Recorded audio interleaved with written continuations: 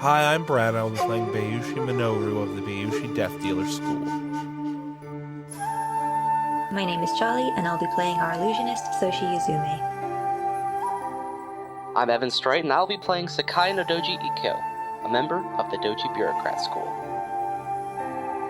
My name is Sam, and I'll be playing Asahina Hajime, a member of the Kakita Duelist School. I'm Ludo, and I'll be playing the Emerald Lands, as well as all its wonders and horrors.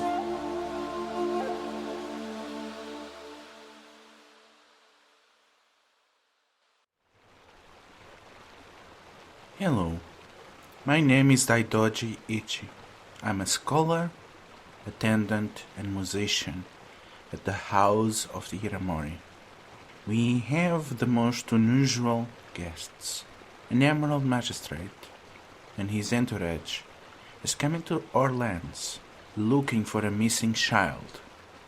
They stay with us for dinner, where they will witness to some of the intrigues happening between the ruling family, namely, some tension that might be lying between the children of the daimyo, Daidoji Dai. They met Dayun and Lei as they have some tensions pertaining a particular puppet show that represented an history event. Don't mind about it, it's just Iramoshi stories. There's no need for an outsider to worry about them. After dinner and the show, they indulge in a few plays of Go as they prepare to deal with their mission, whatever it is. I want to thank those that helped in their journeys, as maybe they will soon leave to other destinations. Special thanks to Tom and Simon Pratt, without which this would not be possible. So, when you leave the morning, the guest house, you find Lady Flute waiting for four of you. Daidoji Dai would have a word with you, Bayushi-sama, and she turns to Yuzume, and with you too, Soshi-sama, will you be available? Absolutely. I would be thrilled to speak with your lord again. I would be honored to speak with Daidoji-sama. So, do you take the other two, even if they were not formally called for? I never travel anywhere without my Yoriki. Good help is hard to find. So, she once again gets out her swan boat, and once again you're sailing with Daidoji Ishi. And she takes you to where it seems that like the marshlands meet the river again. And you see Dai, bare-chested. His skin is full of marks of water and sun damage and a lot of scars. And he seems to be singing some melody to himself as he goes around collecting some marshland flora. And he waves at you and stops working. Ah, Emerald Magistrate. I know that you're gonna be venturing into the marshlands today, so I wanted to have some words with you before you leave.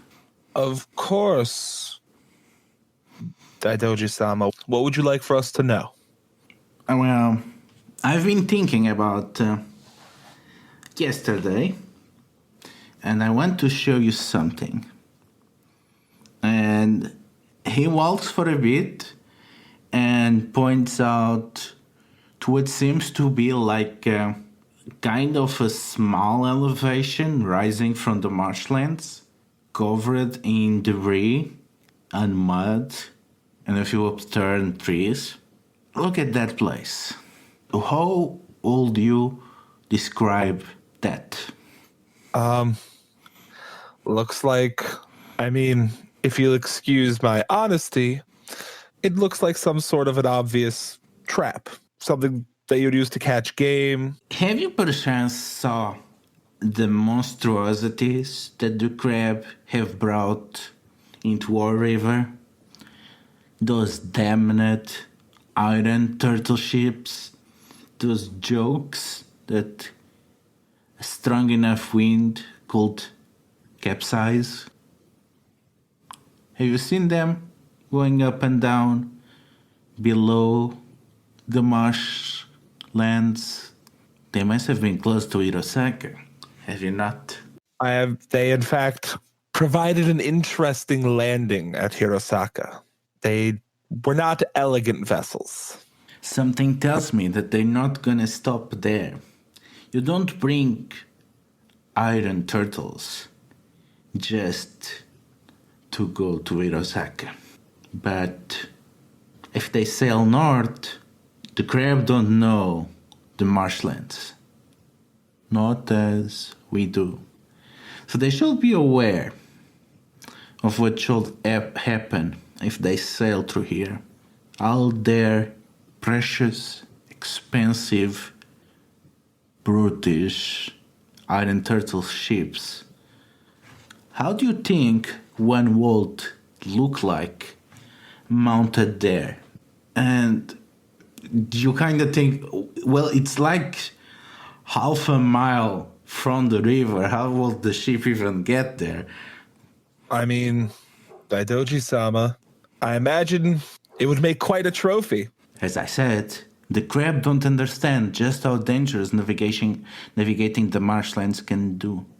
So please, you and your Yoriki, and he turns to Yuzume, perhaps you will do well in describing to them what they can find if they stumble in the night across the marshlands. Of course, Daidoji-sama. I mean, these are quite a trap, quite clever. It is fantastic that nature has provided them here. Good. It's good that we both appreciate and respect the nature of the Uwe marshes. That's something that the Scorpion and my family always knew.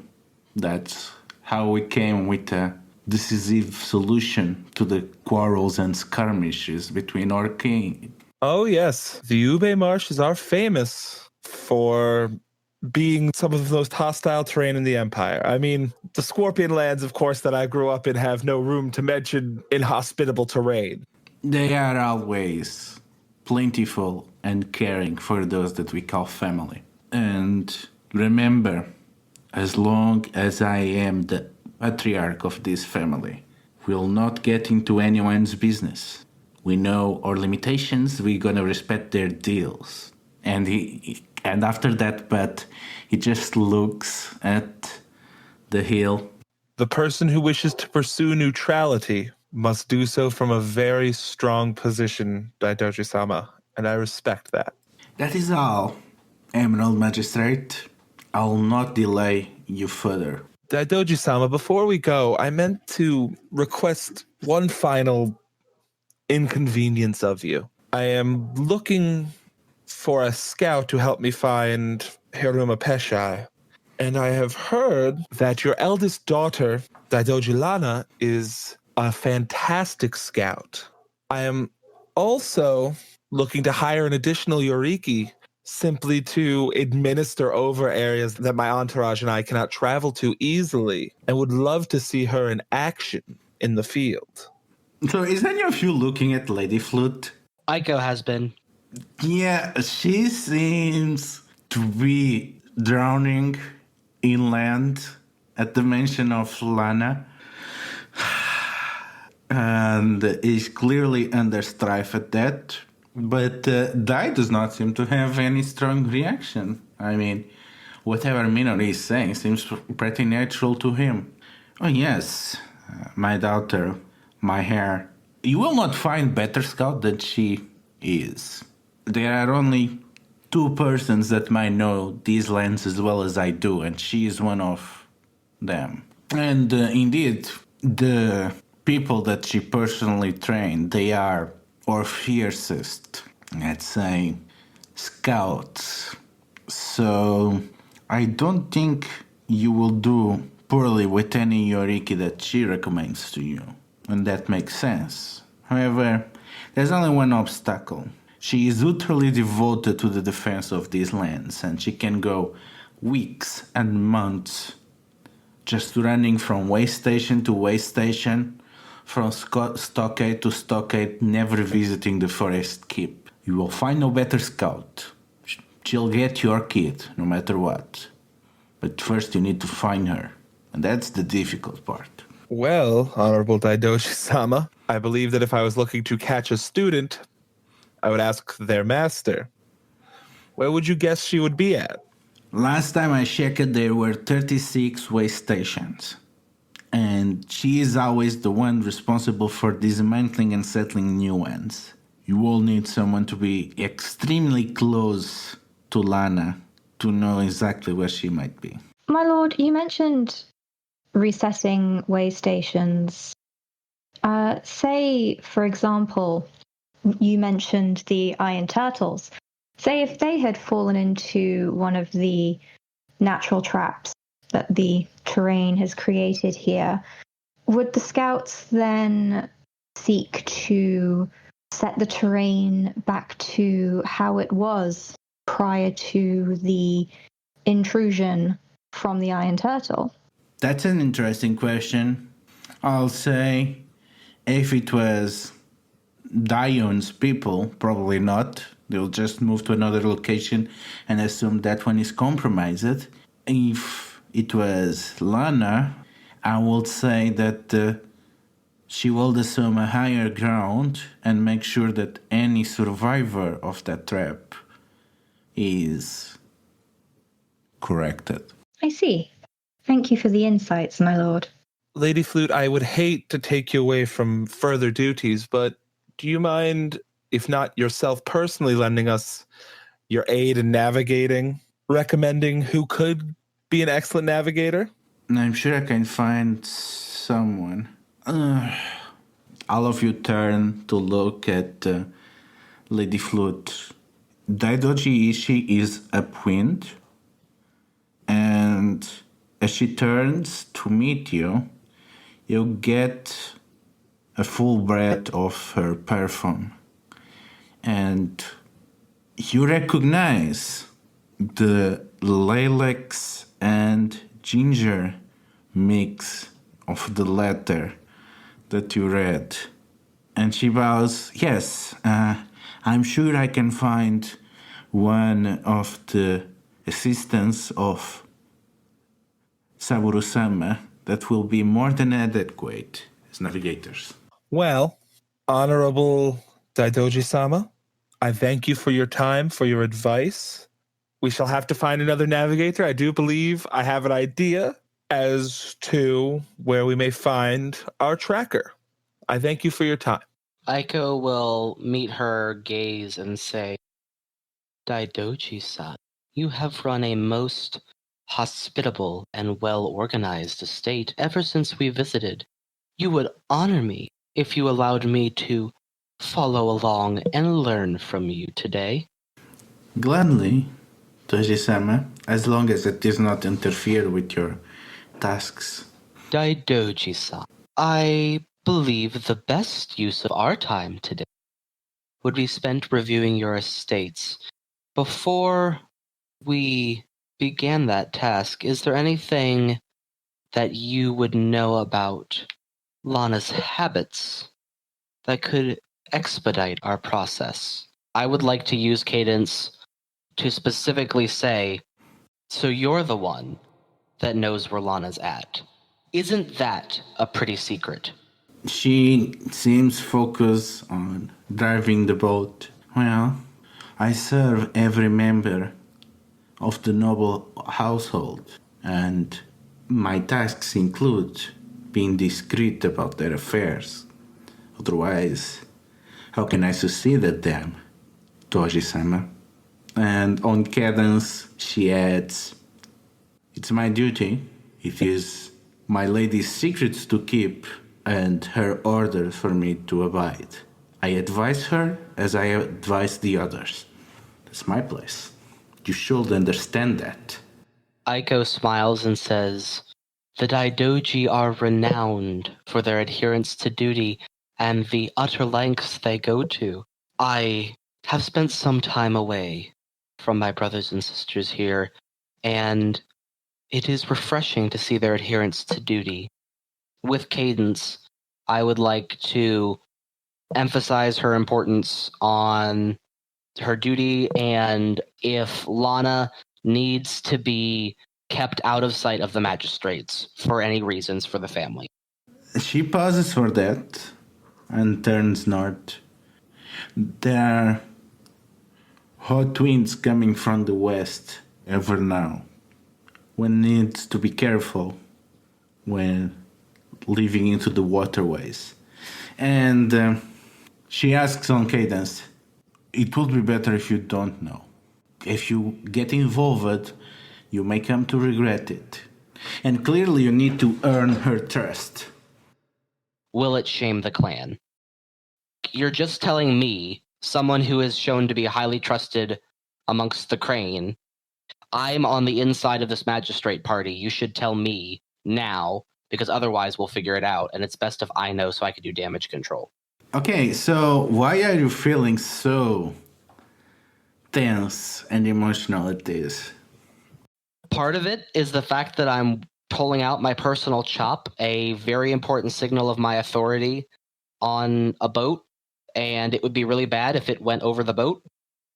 The second one is, this is the first time in a long while Aiko has pulled rank in any situation as an ambassador of Hotaru, and he takes that very seriously. No matter what situation it is, it always comes with stress and worry because he is very aware of how important it is to maintain that image for his champion.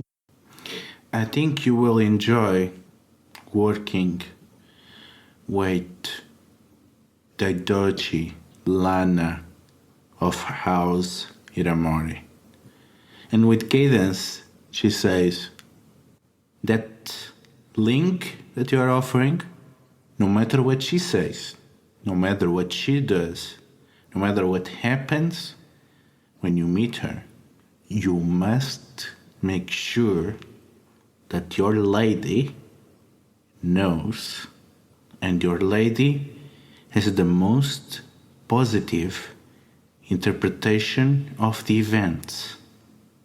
Aiko finally pulls out his fan to start fanning himself, signaling the end of the conversation, and says, Lady Flute, I believe that from one diligent servant to another, I can say with the highest esteem that our clan would not exist as a thing of beauty without servants like you.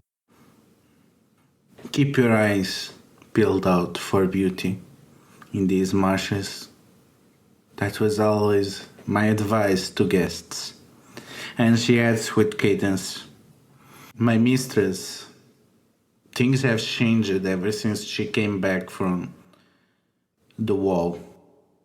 Aiko will lean forward slightly, caught off guard a bit by this information, but with Cadence he asks if it would be best that Lana was left to her duties out of sight of record. It would be best for now, as long as Daidoji Dai serves. But she cannot stay there forever. She needs to prepare herself to become the leader of this family. She needs to come back. The longer she stays on the swamp, the harder it will be for her to resume her duties. Aiko will politely mention the performance the night before and the entertainment hosted by the two brothers, and specifically asks how disastrous it would be if either of the brothers took the place instead of her. She seems to ponder.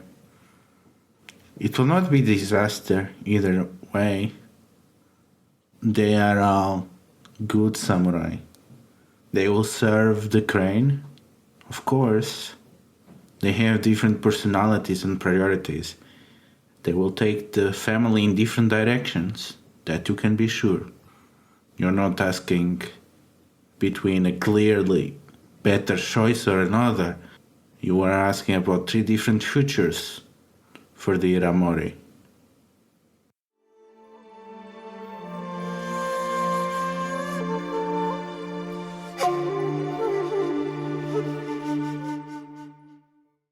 The Doji Ishi takes you through the same territory that you crossed the previous day. You see the workers on the flooded fields of rice. You see people gathering herbs. You see people salvaging through the debris. And all the way, that Doji Eiko puts the other up to date on the conversation that he had with Lady Flute. Specifically, all Aiko tells the rest of the party through cadence is to be prepared because Lana had spent time on the wall. He keeps the rest of the information shared between him and Lady Flute. So, what is going to the head of each of you as you travel in almost silence through the lands of the Hiramori on the way to the deepest parts of the marshes? Minoru hates literally everything about this situation.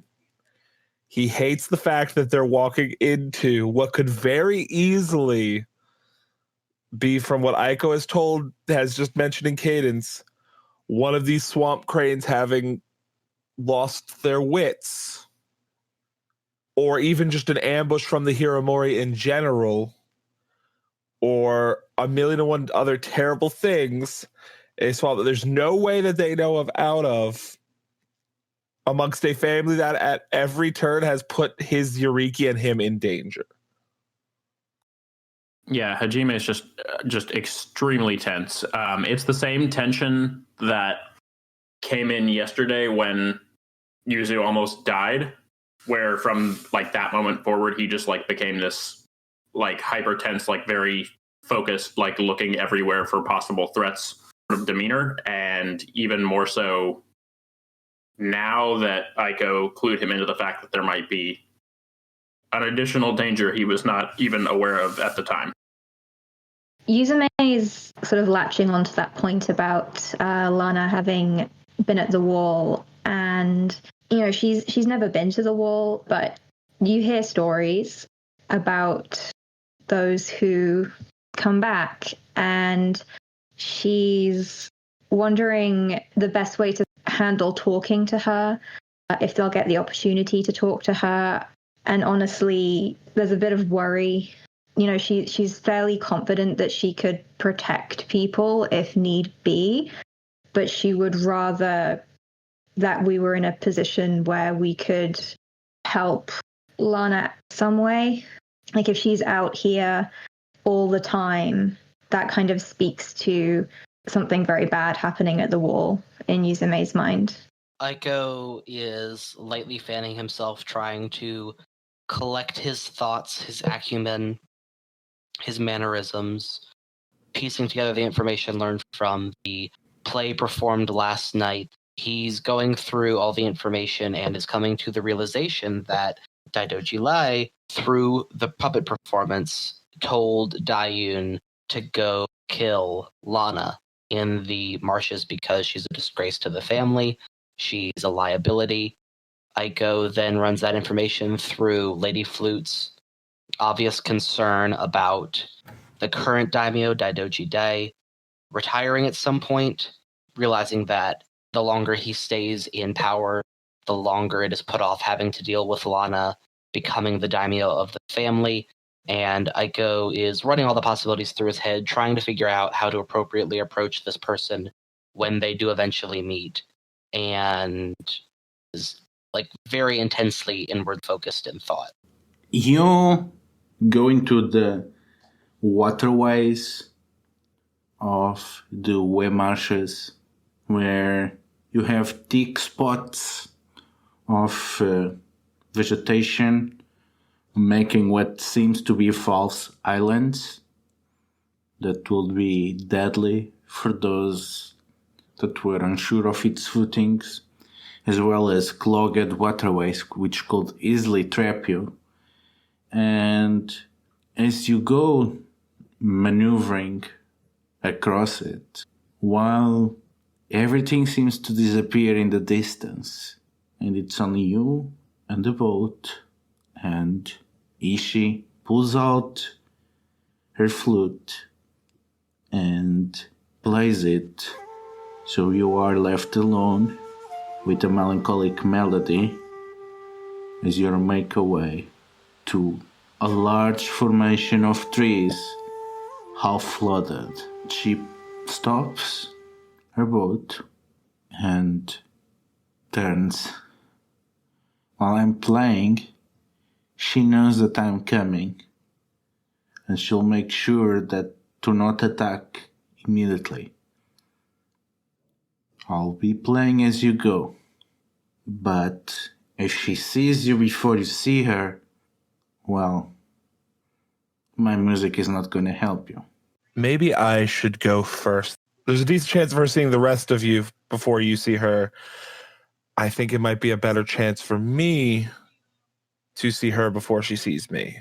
I concur you are the most likely of this party to find her first, Minoru-san.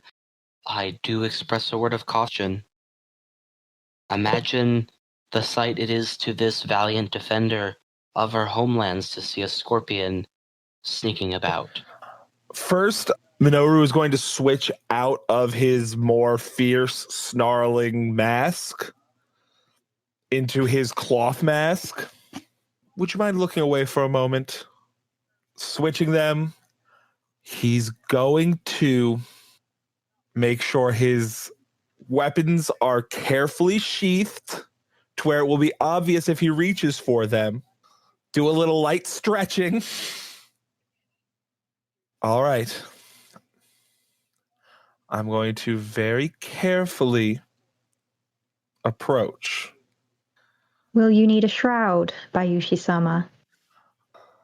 As much as I think I would love one, Yuzume-san, I think it might only serve to frighten her worse.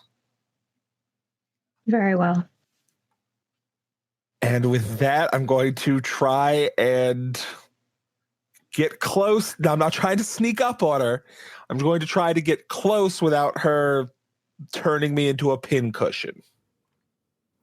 Well, the first obstacle is going to be to navigate this place. For communing with the spirits, the Earth Kami in particular, is to find a patch of dry land in a wetland. It's to point out even part of a safe route. She keeps a bag of stones in her obi for communing with the Earth Kami. They're from the temple that she originally worked at when she was living back in Pukao. So they're from a sacred place. They're not inherently sacred stones. She's just kind of taken them from somewhere important to her. And she'll take a couple of them, hold them up in her hand, and it looks like they're crumbling in her fingers as she's asking her questions. So you can hear to a soft rumbling as the drowned Earth Kami of this place answer feebly to your requests. Where might my master tread so that he will not fall into the waters? You can see the of the Earth Kami as they awaken, and you can see a safe path open before you. And you are sure that at least your footing will be secure. Where have you felt the footsteps of Daidoji Lana? She has lived in these swamps for some time now, tracking, hiding, protecting. She is human, like us, and she may carry sorrow and anger and frustration in her heart. They make a little rambling towards east. Here is where the territorial one hunts. Thank you for giving me your time and your advice. So, what do you tell the others? Once the rumbling has stopped, Yuzume will look up to Minoru and gesture to the path that's opened up and say that way should be safe. And then she'll point in the direction that the Earth Kami told her to go to and says, you will find her that way. They call her territorial. Be careful. Am I ever anything else? Be careful. Who leads? I'll lead. Hajime is going to bring up the rear. I'm assuming right behind Yuzume, who he is keeping an incredibly close eye on. But he's also, when he's not specifically making sure that she's not in danger, because yesterday stressed him out very badly, he's probably trying to keep an eye out ahead of Minoru just to make sure he doesn't miss anything that he might be stepping a little too close to. So, why so stressed? Minoru was trained in the school of the Bayushi Death Dealer. He understands how ambushes go and how terrible swamp warfare is. So the idea that he's now effectively having to walk into a probable ambush in a swamp covered in traps is just the worst. He is quiet and sweating bullets. So you lead the group, you go into the direction that Yuzume suggested, and you are making great effort in not being detected. And you have to dive through some creepy trees that seem to be consumed by mold and yellow mushrooms. And as you cough your way through, you find yourself staring intentionally towards some trees, and you realize that there are figures fused with the trees. And tell me, what is the mask that your brother uses? My brother's mask, it's the opposite of Minoru's. It just covers the top of his face.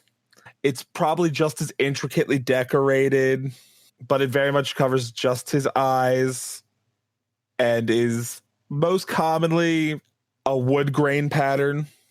It's designed to look simple. Yeah, and you see it poking out from a twisted face on the tree. And on the other tree, you see a twisted reflection of your own face wearing your mask. And back turned to you, wearing the scorpion colors, you can see a shade. And even with its back turned, you recognize it as your brother that never was. And you can, even from the back, you can see that he's smiling. Oh, brother, what a fool of yourself you make. You have not figured it, have you? What a poor excuse to a magistrate. You know very well that if it was me, I would have already solved it. Everyone else who's with Minoru sees him start sweating, start gulping. It's you're not here. I've got this under control. How do you? Tell me. Do you recognize this? And he draws his sword, but instead of the sound of a blade being unsheathed, it is the shimming of bells. Have you figured it out? Of course not. You still cannot figure out who destroyed the tower, even after all this time. It was your only case, your first case as an Emerald Magistrate, and might be your biggest failure. It's not a failure yet. I've got this under control. You're not here anyway. Oh, little brother. I'm always with you. You made sure of that. And I know what you're thinking. But you forget the most important questions. Who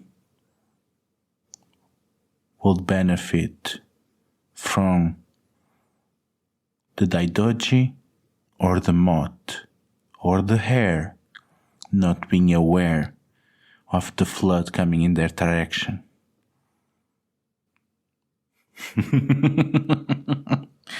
Who was ready to jump at the opportunity? And he sheathes his shadow blade, and the shimming of bells stops as he walks away. And suddenly you are alone with the trees. Minoru starts saying out loud, "Who is it?" Getting louder every time he's repeating it. Who would benefit? Minoru-sama? Kind of jumps. Is something troubling you? No, nothing, Hajime. I thought I heard something. Let's press on. Yeah, you do hear something. As you, after your outburst, you see the vegetation to your left twist. You can hear the cracking sound. And it seems to be moving as if something massive is rushing towards your direction. And you can hear the grunts, swine grunts, as you're pretty sure that a bar is rushing towards you from the vegetation, from the direction where you were supposed to go. Minoru's going to draw his sword and get ready to swing at the pig. Yeah, same. That's the thing. You can hear the grunts of the pig for a while. You can hear the things moving, but the pig is not coming out. It seems mad for someone being on its territory. Minoru's going to sheath the sword and kind of gesture for everyone to keep moving. He knows they've probably lost any element of surprise they had, but he wants to remain a little hopeful. Hajime will sheath his sword, but he's gonna basically keep his hand on it, treat it like an iaijutsu cut. Yuzume, you have to watch where you're going. If you make any more noise, they're going to find us. What are you doing? I thought I told you to stay at the boat. Bayushi-sama. She backs away a little bit. And he kind of looks at Aiko and gives him like a hard glare. And you need to be quieter too. Casually raises one eyebrow. He's even going to shoot daggers at Hajime. Hajime is completely stone-faced right back. And then Minoru's going to resume sneaking. You go around and you figure out that there seems to be an intricate setup that is making the wind move the trees in opposite directions. There seems to be a system of pipes that are making a low sound that sounds like the grunting of a pig. And you realize that this was much a thing to keep you away as an alarm system that you triggered. And you know that your target has been made alert of this, so you need to intercept her before she comes to check on the alarm. So now speed is more important than grace. Yuzume and Minoru, you are able to speed ahead the moment you realize that it is a question of time. And you arrive at what seems to be a camping site. And there is a fire pit. And you see a tiny woman with short haircut and a terrifying grin covered in face paint, and you seem to have caught her midway as she was putting on her armor.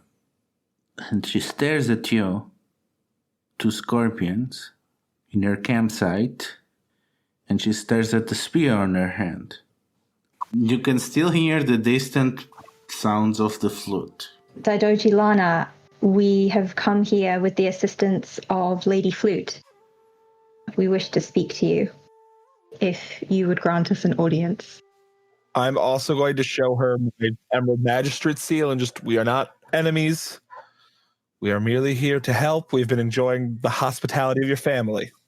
Okay, so why is this so tense for you? This is unbelievably tense for Yuzume, even before they got here, because she had to run after Minoru to get to this place. And the Earth Kami spoke to her earlier about how territorial she was. And she just has this feeling that, you know, Lana's out here because of what she experienced on the wall. And what if her need to survive just kicks in and this doesn't work, and she doesn't care that Minoru's an Emerald Magistrate and that they haven't made any aggressive movements towards her. Like, she's genuinely like, this could go very badly.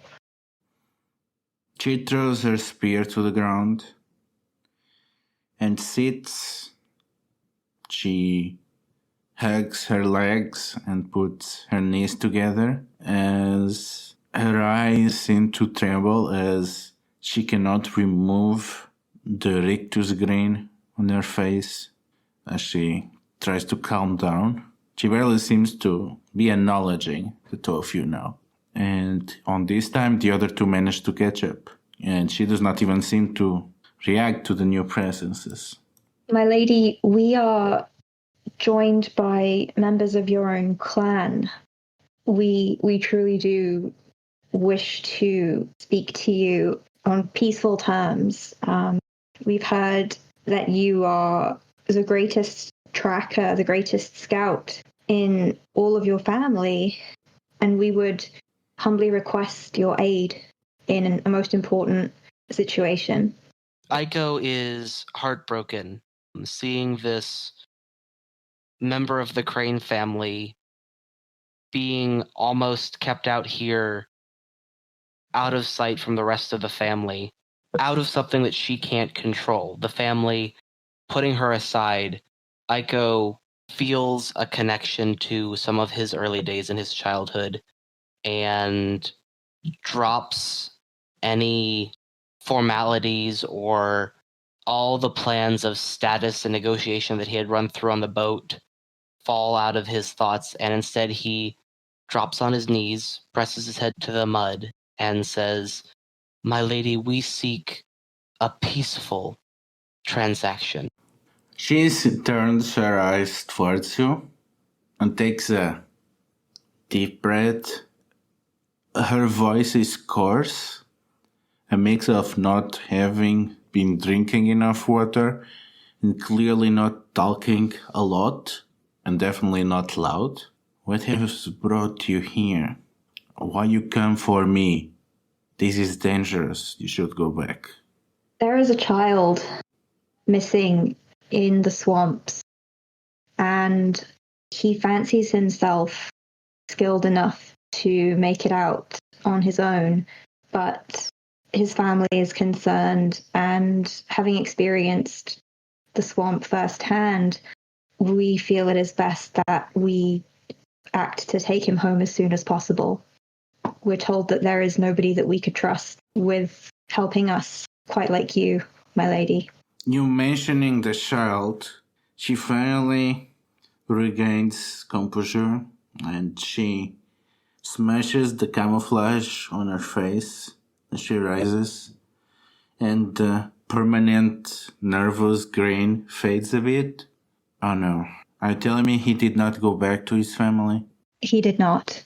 She takes a deep breath. I told him to go back.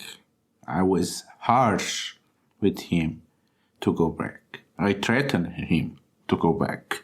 And yet, the poor idiot, so stubborn. Look, what happens if he does not want to go back? I don't know, Daidoji-san. I'm supposed to talk to him and try to convince him to go back. Well, maybe you'll do a better job than I did. Maybe. I do owe him much. He saved one of my compatriots. I'm hoping I can talk to him. His family is very worried about him. Save you? How? He saved Yuzume-san here. She was in a trap and he gave her a rope, pulled her out of it. Really? But she gives a nice inspection of Yuzume. You don't seem harmed. Mostly shaken. I was very lucky to have so many people trying to help me. I see. And she seems to pretty much be hiding something about what happened to you. But instead she says, well, take into consideration what he did for your assistant, magistrate. Beshai deserves as much. Would you not agree? I do. I can find him. Give me a couple of hours. I'll take you there. I just have a request. Whatever you wish. I don't want Beshai to see me because I'm afraid that then he'll be even more reluctant to go away. That sounds entirely fair. And she leads you, and she has another boat, and she puts a bow, and she shoots 2 whistling arrows, waits a bit, and 3 crows go out of the marshlands and fly overhead. They keep cawing and they stop after a moment. And she seems to have gotten what she wanted, and she leads you. And as you go with her, she seems quite composed for the most part, other than a few nervous tics that she displays when she's focusing too hard. She seems to be in full control of her environment and seems to be well devoted at keeping all of you safe. And he's pretty courteously doing that, even if she never raises her voice over a whisper. I believe we have you at a disadvantage. My name is Minoru, and these are my companions, Doji Aiko, Asahina Hajime, and Soshi Yuzume. My name is Daidochi Lana of House Iramori. We spent 2 nights with your family, met your father and your brothers. They seem very nice. They are, though they don't understand, no matter what Ishi may say. Hajime says it is a very difficult juxtaposition for one's family to care about them and yet for them not to understand the things that hold us back. Wouldn't you say so, Daidoji-san? I think you have a pretty good summary of the situation, Asahina-sama, but your grasp is a bit lacking. Yes, disadvantage can be hard to struggle with, but usually, together, you solve them.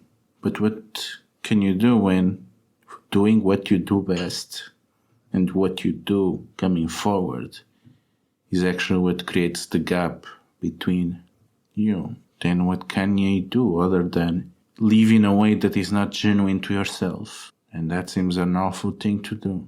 I would certainly say that's true, Daidoji-san. I encourage you to, if I may, live in a way that is genuine to yourself, and one with sharp eyes such as yours will certainly recognize when the world and the celestial order such as it is provides us with an opportunity for living in accordance with oneself to become a benefit rather than a drawback. She gives you this intense glare as if she's getting what you are implying, but her words are non-committing. I apologize if I am overstepping, Daidoji-san. No, I speak merely of my own experience. I see. Well, some of us throw ourselves on the battlefield. I throw myself to preparing the defenses of my family. With my service, they cannot find a way to complain, even if, again, they don't understand. And in fact, there are less people in the world now that understand. We are you magistrates of Wandering Ones? I am the Emerald Magistrate of Hirosaka. So now you have her full attention. Then do you know what happened to the Moth? And you can see the grin is back as she's very stressed at the possibility of learning what has happened. We are still investigating that matter. It seems that their home was destroyed by lightning. That's what we personally witnessed, but we are pulling at threads and seeing more. What about their people and their teachings and all that they have accomplished? What about that? And she no longer is talking to a whisper, she's almost screaming. We are still investigating their teachings, and I do not know any more than that, Daidoji-san. She seems a bit hopeless. Excuse myself for a moment, I dare to hope that there might be still something of the Moth left. Something I could reach out. Anyway, we are here. And she leans against a tree. 100 meters from here, you will find Pishai. There are 4 of his traps. There, and there. Be careful. If we find anything of the Moth, I will be sure you will know. Well, at least I hope that you do everything possible to protect Hirosaka. If that is all that remains of the Moth, it's the least we can do to make sure it survives. So, you enter there and you can see a kid with a scarred arm, a bandage up to the wrist of the other arm, a stain on his hair, and he seems to be sleeping as you approach. Peshai, wake up. He quickly wakes up and tries to reach for his Yuri. Calm down, we're not here for a fight. He looks around and recognizes Yuzu. Oh. Yuzume offers him a bow, says, "Thank you for your assistance the other day, young man. We had been hoping to thank you in person." He is pretty flustered at that. Are you Emerald Magistrates? What are you doing here? Well, Peshai, what are you doing here? Yes, he seems nervous. I came here to talk with someone. Minoru is going to find a place to sit down. He's already covered in mud. Peshai, were you here to talk to Daidoji Lana? Yes. Did she send you? To send me away? And he seems very upset and pouty. No, Peshai. I had to convince the Daidoji to lend me 4 different scouts to find you. I have been running up and down the marsh for almost a full day looking for you. Lana would not help us. He seems a bit proud of himself. Peshai, I would love for us to sit here and gently trade conversation, but I'm going to be very frank with you. Your family misses you and wants you home desperately. I guess, but there are others there. There are so many others there.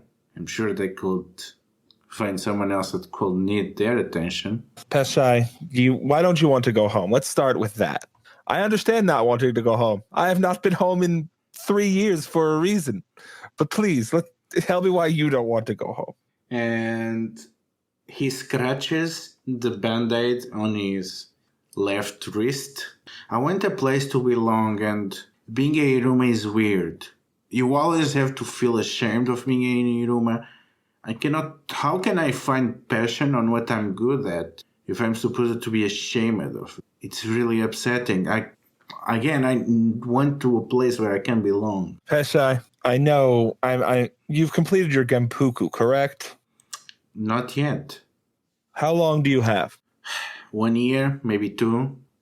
Probably after this, they're gonna make me wait 2 or even 3. Peshai, you are quite possibly the most skilled scout I have ever encountered. And is this you doing it joylessly? I don't expect you to understand. It's an Hiruma thing. Look, Peshai, I'm not trying to impose an understanding of this situation. Instead, look, why don't your people are very upset that you're not home. Justifiably, they care deeply for you. I understand you don't want to be there forever. So look, we'll get you home. Come with us. Let us escort you home. I will speak to your sensei. I'm not going to guarantee he's going to listen to what I have to say. And if you do, I will write a recommendation. Not even a recommendation. I will write a letter post-dated for as soon as you're done your Genpuku to come work for me as a Yoriki. And he's pretty upset. You don't get it. You don't get it. I love Memikaki. I love my family. But I'm not supposed to show. I'm not supposed to enjoy. Do you get it? I don't want to live. But I cannot bear to be on a place where I reminded every single day that this will never be my home. That no place can be my home because our family failed. Do you have any idea how unbearable this is as a scorpion? Peshai, I know deeply of what it feels like to be told there are things you are forbidden to enjoy, things you are forbidden to be. I am explicitly familiar. I am familiar. Aiko is familiar. This is Sakai-no-Doji Aiko. He is one of my Yoriki. His whole family estate destroyed by a tsunami. Yuzume-san can understand. It is entirely understandable how you feel. But hiding out here in the Ube marshes, living hand to mouth, like you're not the most talented tracker and scout I've met here, do you feel any freer here? Getting hurt, running, hiding? He pouts, his buck teeth coming out. He crosses his arms and he mumbles, I couldn't hear you, Peshai. What was that? I'm not hiding out. Peshai, you're not going to feel any differently hiding in these woods. I told you I came here to belong, but even here I'm rejected. Peshai, I do understand that. Feeling like you belong somewhere is something that comes with age and with finding that place you fit. My Yoriki Hajime, who had to leave, he never felt like he belonged until our previous magistrate brought him on. I didn't feel like I belonged amongst my clan. You may not feel like you belong now, but you will. I shall probably go back, even if it is only to stop causing trouble to other people. And he scratches again his wrist and bandage. Peshai, that is the most reasonable thing I have heard in several days. Young man, have you injured yourself? No, but you can see that he's clearly hiding something. If you would let us take you somewhere safe, we can have that looked at, cleaned up. You would be fine. Will you at least let us do that before you go? Yes, I call who's a hot bat. And the baths back at the Hiramori guest house are absolutely perfect. As I'm sure you remember, I was covered in quite a bit of mud yesterday and came right off. You will feel so much better once you're in the warm. And he nods. Now, there is only one term to all of this. We're going to need you to guide us out of this godforsaken section of the marshes. Oh, I can do that easily. I mean, I don't understand how you cross the entire marshes. It's probably easier if you come from the Scorpion Plains. Peshai, these people will tell you very happily that nobody has ever accused me of doing things the easy way. Aiko leans down and says, I know that you don't have anything worth being worried about, but would you mind if I looked over what you're covering there, just to be safe? He go pale, and he knows that there is no solution here coming out from this. But he offers his arm and turns his head away. You uncover the band-aid, and you see the skin still red from a fresh tattoo over his wrist of the Daijojimon. Aiko's eyes go wide. He says, this is a symbol of great warriors. You are honored to carry a symbol such as this. While making eyes at Minoru being like, oh, help. Peshai, how did you come across such a lucky mark? It was Alana told me something similar. You said I wanted to prove how determined I was, so I did this. But she was mad when she saw this. She screamed at me and told me to get away. That I was a fool if I thought that that would be all that it took. That I should go back to my family. Peshai, You are a unique lad, and I understand why you feel like sometimes you have trouble fitting in. But you aren't a bad one. Let's cover that up and let your Uncle Bayushi think. I just want to get home at this time. I miss some falcon recipe dangos. Do you have any chestnuts? There are no chestnuts on this side of the... Oh, don't worry, Pesce. I'm sure when you get back, you'll receive a warm welcome. Let's go. So, you leave Pesce's encampment, and Asahina comes from talking with Lana, and the four of you go back to where the flat is playing, and Daijoji Ishii bows. I'm pleased to see that you found the child. Thankfully, that is gonna be all for that case, Bayushi-sama. Lady Flute, Lady Ishii, I think we got off on the wrong foot. I apologize, but I'm glad to be closing this case with everything wrapped up and resolved. And she uses cadence to ask you, how about my mistress? How things went with her? Aiko smiles and says, her dedication to duty was matched only by her kindness and compassion to others. And in cadence says, there shouldn't be any issue with how she is seen by the magistrate. And she adds, what are you going to tell Lady Otaru?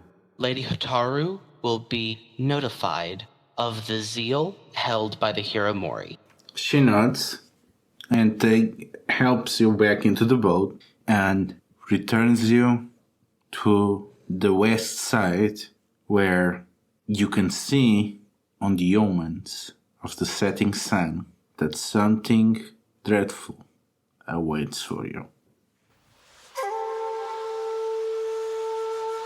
Brad can be found on Discord at BZAJ1648 and at Twitter at BZAJDA Barbarian. Charlie can be found on Discord as Reesalian and on Twitter at BowserJ, where you can find links to her L5R blog. Evan can be found on Facebook as Evan Strite or Discord as PushyMushy1871. And I'm a part of another actual play for L5R called Secondhand Strife. You can check us out anywhere podcasts are distributed. Sam can be found on Discord and Reddit as Live From My Basement and on Instagram as @SJSidlacek. Ludo can be found at Deletial on Twitter, and their design work can be found at Populesque Ludum Syndicate on DriveThruRPG and Itch.io.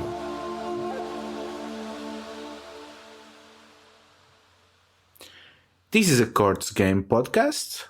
You can find more about them at CourtGamesPod on Twitter or at their site CourtGamesPod.com. Legends of the Five Ring is the intellectual property currently owned by Fantasy Flight Games. Correctly with the correct amount. D20 Radio, where gamers roll. www.d20radio.com.